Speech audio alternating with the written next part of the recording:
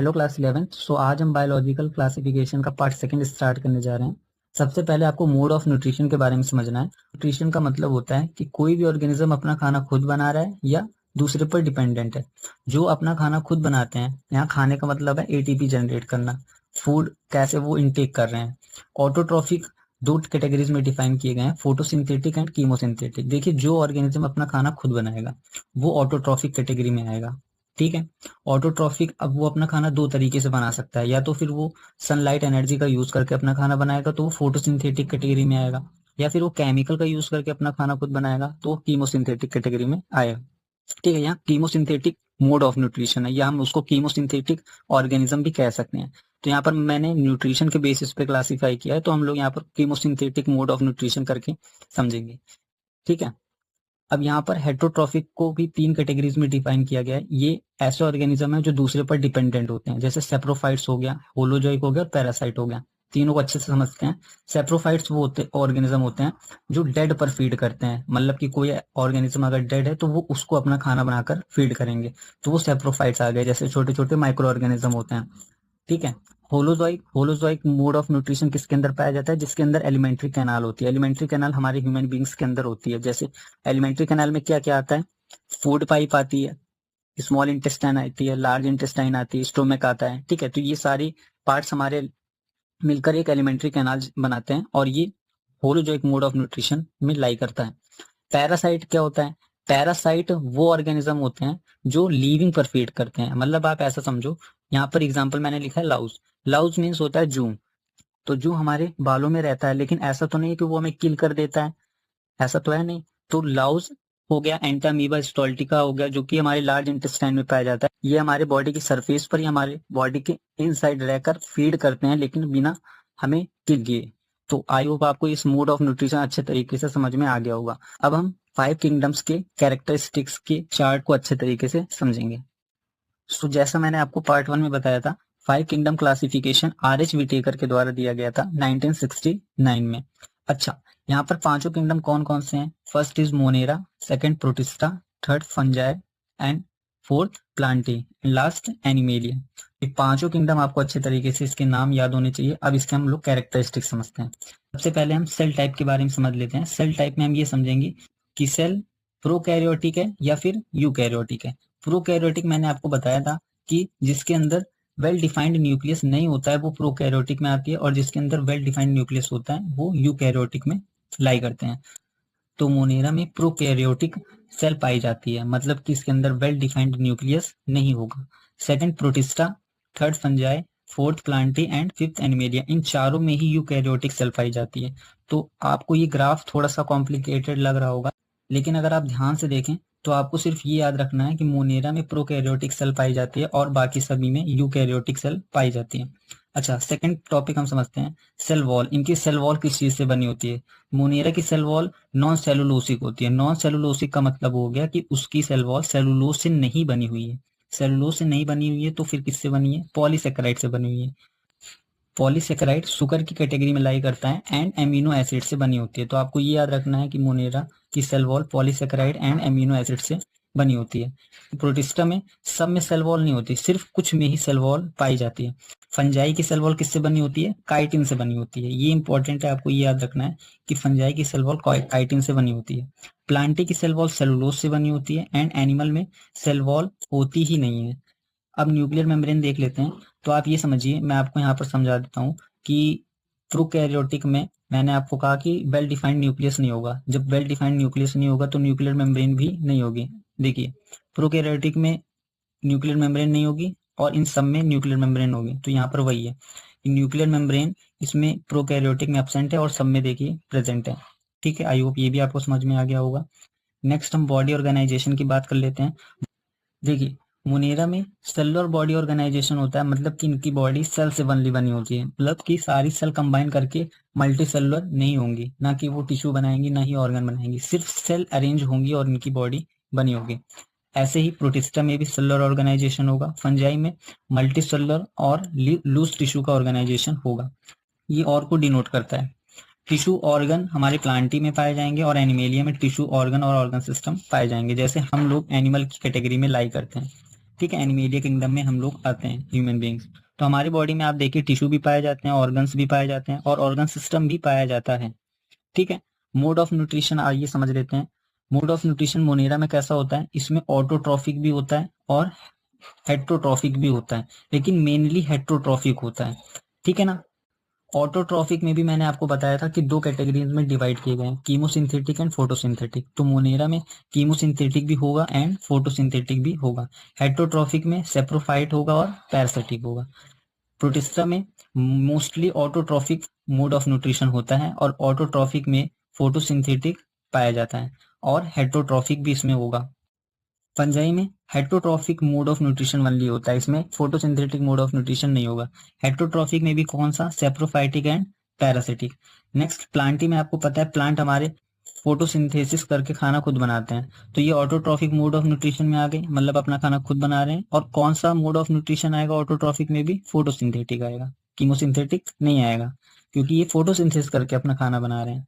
Animalia kingdom, animals में हम लोग आ जाते हैं, तो हम लोग खुद तो खाना बनाते नहीं फोटोसिंथेसिस करके, कि सनलाइट का एनर्जी का यूज करके हम लोग खाना खुद बनाते हैं, ऐसा तो है नहीं। तो हम लोग हेट्रोट्रॉफिक मोड ऑफ न्यूट्रिशन में आएंगे, जैसे कि होलोजोइक हो गया और सेप्रोफिटिक हो गया। ठीक है। R H. Whittaker 1969 proposed the 5 kingdom classification. मैंने आपको बताया था कि 5 किंगडम क्लासिफिकेशन आर.एच. विटेकर के द्वारा 1969 में दिया गया था।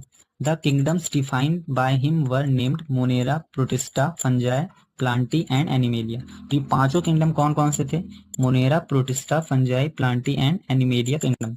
The main criteria for classification used by him include cell structure, body organization, mode of nutrition, reproduction and phylogenetic relationships.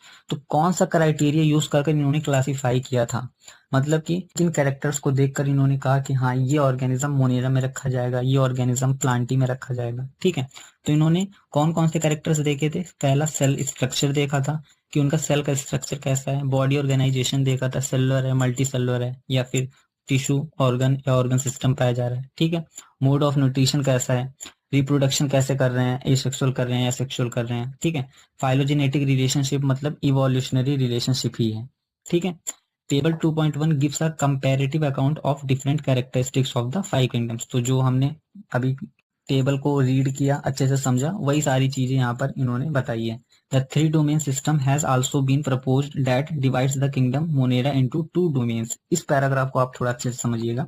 जैसे मैंने कहा कि पहले 2 किंगडम क्लासिफिकेशन आया, फिर 3 आया, 4 आया, 5 आया, इसके बाद एक 6 किंगडम क्लासिफिकेशन भी आया था, जिसका दूसरा नाम है 3 डोमेन सिस्टम। अब ये 3 डोमेन सिस्टम कैसे है, देखिए जो 6 किंगडम क्लासिफिकेशन है उसमें 3 डोमेन दिए गए थे। पहला दिया गया था आर्की, सेकंड दिया गया था bacteria and third is Eukaryota. मतलब कि 6 किंगडम क्लासिफिकेशन का दूसरा नाम क्या है, 3 डोमेन सिस्टम। तो वो 3 डोमेन कौन कौन से थे, आर्की था, बैक्टीरिया था और यूकैरियोटा था।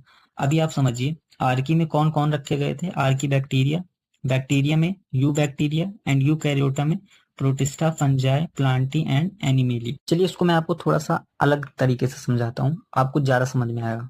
तो हम लोग ये समझेंगे कि किस तरीके से 5 किंगडम क्लासिफिकेशन को 6 किंगडम क्लासिफिकेशन में कन्वर्ट किया गया। देखिए 6 किंगडम क्लासिफिकेशन का दूसरा नेम है 3 डोमेन सिस्टम। ठीक है, तो ये तीनों डोमेन भी हम लोग यहाँ पर बहुत ही अच्छे तरीके से समझेंगे। एनसीईआरटी की लाइन से हो सकता है आपको थोड़ा डिफिकल्ट हो समझना, लेकिन यहाँ पर आपको अच्छे तरीके से समझ में आ जाएगा। देखिए हमें पता है 5 किंगडम क्लासिफिकेशन में Monera, protista, fungi, Plantae and animalia आता है। ठीक है, और ये चारों ही यूकैरियोटिक होते हैं। यूकैरियोटिक का मतलब आपको पता है, जिसमें वेल डिफाइंड न्यूक्लियस पाया जाता है, और सिर्फ मोनेरा ही हमारा प्रोकैरियोटिक होता है। ठीक है, तो यहाँ पर 6 किंगडम कैसे बना, यहाँ पर ये जो चारों किंगडम है ये 6 किंगडम क्लासिफिकेशन में तो कांस्टेंट था, मतलब कि इसमें भी प्रोटिस्टा आएगा, इसमें भी फंजाई आएगा, इसमें भी प्लांटी आएगा एंड एनिमेलिया आएगा। ठीक है, इस मोनेरा को इन्होंने 2 कैटेगरी में डिवाइड कर दिया, मतलब कि इस मोनेरा किंगडम को 2 किंगडम बना दिया। एक इन्होंने बनाया आर्की बैक्टीरिया, ये एक अलग किंगडम है, और एक बनाया इन्होंने यू बैक्टीरिया। ठीक है, अभी इसको हम लोग अच्छे तरीके से आगे पढ़ने वाले हैं। आर्की बैक्टीरिया पुराने बैक्टीरिया जो प्रिमिटिव बैक्टीरिया होते हैं उनको इस कैटेगरी में रखा जाता है, और यू बैक्टीरिया हमारे जो मॉडर्न बैक्टीरिया हैं उनको इस कैटेगरी में रखा जाता है। ठीक है, तो यहाँ पर देखिए 5 किंगडम क्लासिफिकेशन को 6 किंगडम क्लासिफिकेशन में कन्वर्ट कर दिया गया। ठीक है, अब ये 6 किंगडम क्लासिफिकेशन को 3 डोमेन सिस्टम क्यों कहा जा रहा है, क्योंकि देखिए आर्की बैक्टीरिया का डोमेन रखा गया यहाँ पर आर्की, राइट, यू बैक्टीरिया का डोमेन यहाँ पर रखा गया बैक्टीरिया, और इन चारों का एक डोमेन अलग से रख दिया गया यूकैरियोट्स। ठीक है, तो अब यहाँ पर समझिए 6 किंगडम क्लासिफिकेशन भी कह सकते हैं इसको, और 3 डोमेन सिस्टम भी कह सकते हैं। क्योंकि 3 डोमेन सिस्टम कैसे होगा, आर्की, बैक्टीरिया और यूकैरियोट्स। आर्की में 2 किंगडम आ जाएंगे, नहीं, आर्की में सिर्फ 1 किंगडम आएगा, बैक्टीरिया में 1 किंगडम आएगा, और यूकैरियोट्स में 4 किंगडम आएंगे। तो 6 किंगडम क्लासिफिकेशन कहें या 3 डोमेन सिस्टम कहें, दोनों सेम ही है। 3 डोमेन सिस्टम में 6 किंगडम्स आ जाएंगे, और 6 किंगडम को हम लोग 3 डोमेन में क्लासीफाई कर सकते हैं। आई होप आपको ये क्लियर हो गया होगा। तो ये 3 डोमेन सिस्टम या 6 किंगडम क्लासिफिकेशन किसके द्वारा दिया गया था, कार्ल वूस के द्वारा डिफाइन किया गया था, राइट। ये नाम आप याद रख लीजिएगा।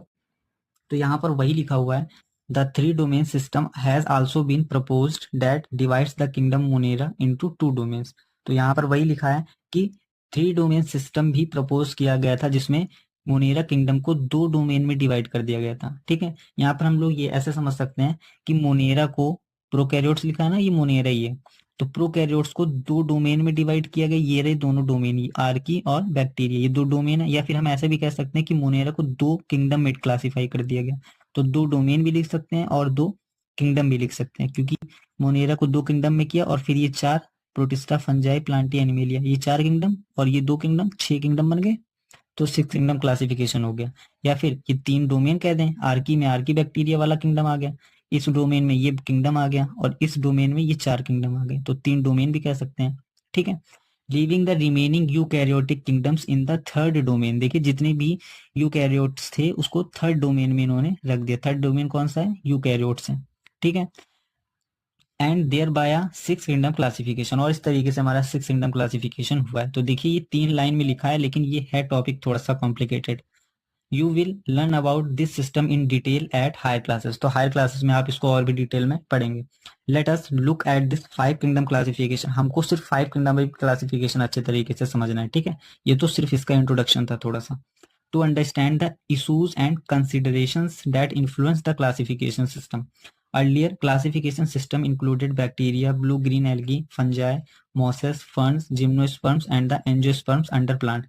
पहले क्या होता था, देखिए हमें 5 किंगडम क्लासिफिकेशन क्यों समझना है, इसलिए समझना है कि क्या क्या इश्यूज आए थे, क्या क्या कंसिडरेशंस किया गया था जिसने क्लासिफिकेशन सिस्टम को इन्फ्लुएंस किया, जिससे क्लासिफिकेशन सिस्टम पर असर पड़ा था। ठीक है, अर्लियर, अर्लियर मतलब जब 2 किंगडम क्लासिफिकेशन या 2 किंगडम क्लासिफिकेशन दिया गया था, तब क्या था, बैक्टीरिया, ब्लू ग्रीन एल्गी, इसी ब्लू ग्रीन एल्गी को हम लोग साइनोबैक्टीरिया भी कहते हैं। ठीक है, साइनोबैक्टीरिया।